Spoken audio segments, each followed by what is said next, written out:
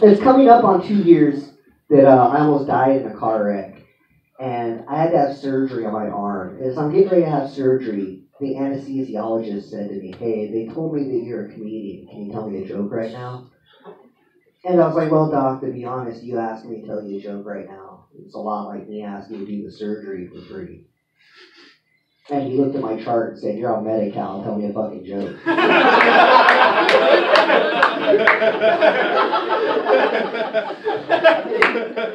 So, I fell asleep.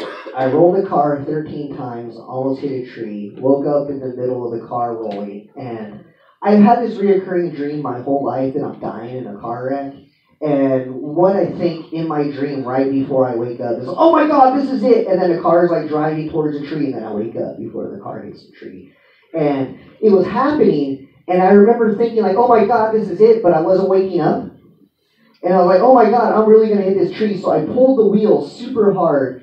And I remember that Van Halen's Jump was playing. And I was super mad because I was like, I do not want to fucking die while Van Halen is playing right now. And then there's like another part of me that was kind of happy because at least it wasn't a Sammy Hagar song.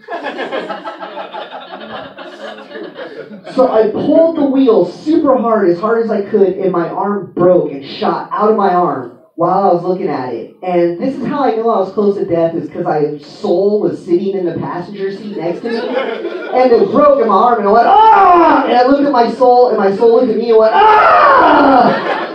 And then the car fishtailed and hit the tree, and I didn't hit the tree, and I didn't die.